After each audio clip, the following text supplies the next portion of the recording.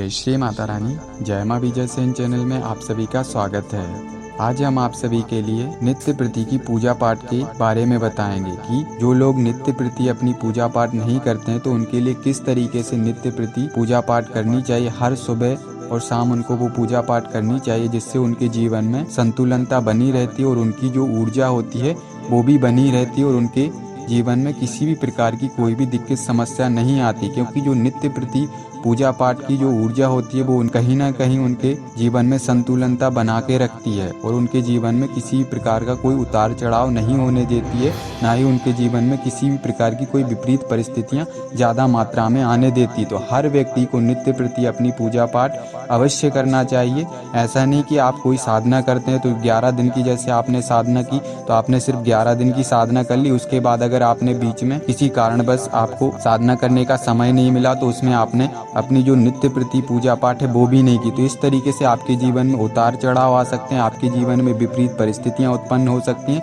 जिससे आप जो साधना करने की कोशिश करते हैं तो फिर वो भी नहीं कर पाते हैं और आपकी जो साधना होती है वो बार बार फिर अधूरी रह जाती है। कारण क्या होता है, जब हम कोई साधना करते हैं और साधना करने के बाद जब हम किसी कारणवश अन्य दूसरी साधना नहीं कर पाते तो उस दौरान कई सारी अतृप्त आत्माएं या जिन्हें हम नेगेटिव एनर्जियां भी बोल सकते हैं तो वो आपकी तरफ आकर्षित हो जाती हैं, अट्रैक्ट हो जाती हैं, क्योंकि आपके साथ में कहीं ना कहीं किसी न किसी प्रकार से कोई ना कोई एनर्जी की नज़र अवश्य होती, क्योंकि आप एक साधक हो जाते हैं और आप कहीं ना कहीं ईश्वर की भक्ति करने लग जाते हैं, साधनाएं करने लग जाते हैं, चाहे वो छोटी ही क्यों ना आप साधनाएं करते हो। तो ऐसी स्थिति में जो आत्माएं होती हैं वो अपनी मुक्ति हेतु आपसे संपर्क करने की कोशिश करती हैं। तो वो जब आप किसी कारणवश अपनी साधना को रोक देते हैं और 11 दिवसीय साधना करने के बाद कोई अन्य साधना किसी कारणवश आप नहीं कर पाते तो उस दौरान आपके बीच का जो समय होता है उस दौरान आप अपनी साधनाएं नहीं कर पाते, तो उस दौरान आपके साथ में नकारात्मक शक्तियां जुड़ने लग जाती हैं और आपके जीवन में विपरीत परिस्थितियां बनाने लग जाती हैं, जिसे हम नकारात्मक ओरा भी कह सकते हैं। तो आपका जो पॉजिटिव ओरा है वो गिरने लग जाता है और आपके साथ में नेगेटिव ओरा क्रिएट होने लग जाता है, जिससे आपके जीवन में उतार चढ़ाव होने लग जाता है, विपरीत परिस्थितियां बन जाती। तो ऐसी स्थितियों को रोकने के लिए आपको कंटिन्यू नित्य प्रति जो पूजा पाठ होती है, जाप होते हैं, वो आपको कंटिन्यू रखना चाहिए, जिससे आपके जीवन में विपरीत परिस्थितियां उत्पन्न नहीं हो पाती हैं और ना ही आपके जीवन में उतार चढ़ाव हो पाता है और आपके जीवन में संतुलनता बनी रहती है और आपका जो भी कार्य होते हैं उसमें भी कोई रुकावट नहीं उत्पन्न होती है। तो ऐसी स्थिति में आप सभी के लिए हम बता देते हैं कि जो भी व्यक्ति हैं जो भी साधनाएं करते हैं तो साधनाएं वो अपने समय अनुसार कर सकते हैं। अगर वो 11 दिवसीय साधना करने के बाद थोड़ा रेस्ट लेते हैं 10-5 दिन का तो वो अपना रेस्ट ले सकते हैं, लेकिन उस रेस्ट में उनको सुबह शाम अपना जाप और अपनी जो नित्य प्रति पूजा पाठ वो अवश्य करनी है, अन्यथा उनके जीवन में दुष्परिणाम घटित अवश्य होने लग जाते हैं। तो ऐसी स्थितियों को आप सभी ने देखा होगा, जो भी हम अभी जानकारी दे रहे हैं, तो ऐसी स्थिति किसी न किसी व्यक्ति के साथ अवश्य हुई होगी। जो वो व्यक्ति हमारी बात को समझ पा रहा होगा कि उसने पहले 11 दिवसीय साधना की और 11 दिवसीय साधना पूर्ण करने के बाद किसी कारणवश उसने 10-15 दिन तक फिर कोई साधना नहीं कर पाई, कोई भी जाप नहीं कर पाए, ना ही नित्य प्रति अपनी पूजा पाठ कर पाई, ना ही साधनाएं कर पाई, ना ही उसने किसी प्रकार की कोई पूजा पाठ कर पाई। तो उस दौरान उसके जीवन में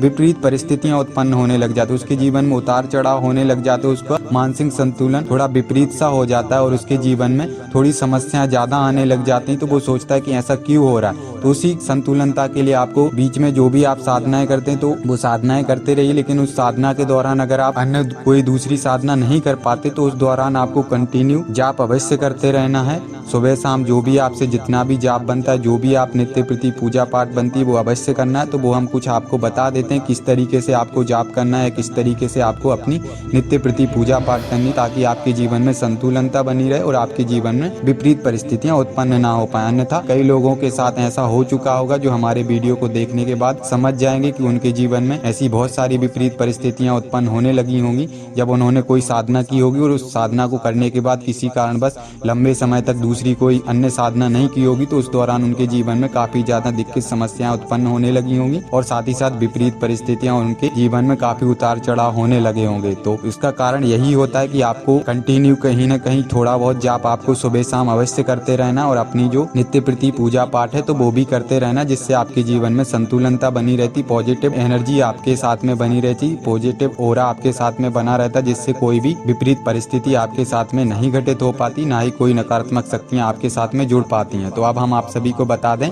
कि आप सभी के लिए नित्य प्रति पूजा पाठ कैसे करनी है। कैसे आप सभी के लिए अपने ओरा को मजबूत रखना है, तो हम आप सभी को बता दें कि आप सभी के लिए हर सुबह कम से कम तो 11 माला नमाण मंत्र जाप करना है और 11 माला ओम नमः शिवाय जाप करना। अगर आपके पास थोड़ा ज़्यादा समय रहता है तो आप ज़्यादा जाप भी कर सकते हैं, 51 माला नमाण मंत्र भी कर सकते हैं और 51 माला ओम नमः शिवाय भी कर सकते हो। उसके बाद आप सभी के लिए अगर आपकी जो इष्ट शक्ति, जैसे माता भगवती आपकी इष्ट शक्ति हैं या फिर आपके इष्ट देवता भोले बाबा हैं, तो आप सभी के लिए भोले बाबा के शिव चालीसा का पाठ कर देना है एक बार, या फिर आपकी माता इष्ट देवी हैं तो उसके लिए आपको माता भगवती के दुर्गा चालीसा का पाठ करना है। तो इस तरीके से आप सभी के लिए नित्य प्रति आपकी पूजा पाठ के साथ आपको जोड़ लेना है, जो हमने आप सभी के लिए बताया हुआ है। अगर आपके पास ज्यादा समय होता है तो आप 51 माला नमाण मंत्र जाप कर सकते हैं और 51 माला ओम नमः शिवाय कर सकते हैं और साथ ही साथ शिव चालीसा और दुर्गा चालीसा का भी पाठ कर सकते हैं। तो ये आपकी एक कंटिन्यू की नित्य प्रति पूजा पाठ बन जाएगी, जिससे आपके जीवन में एक संतुलनता बनी रहेगी और आपके जीवन में कभी उतार चढ़ाव नहीं हो पाएगा और ना ही आपका कभी भी पॉजिटिव ओरा गिरेगा, ना ही आपके साथ में किसी प्रकार का कोई नेगेटिव ओरा क्रिएट हो पाएगा और ना ही आपके जीवन में विपरीत परिस्थितियां उत्पन्न हो पाएंगी। तो जब भी आप कोई साधना करते हैं और साधना करने के बाद कोई अन्य साधना शुरू नहीं कर पाते तो उस दौरान आपको आपका जाप कंटिन्यू रखना है। कोई अन्य शक्ति का जाप नहीं कर सकते हैं तो आप ओम नमः शिवाय और नमाण मंत्र अवश्य करें और शिव चालीसा और दुर्गा चालीसा का पाठ अवश्य करते रहें,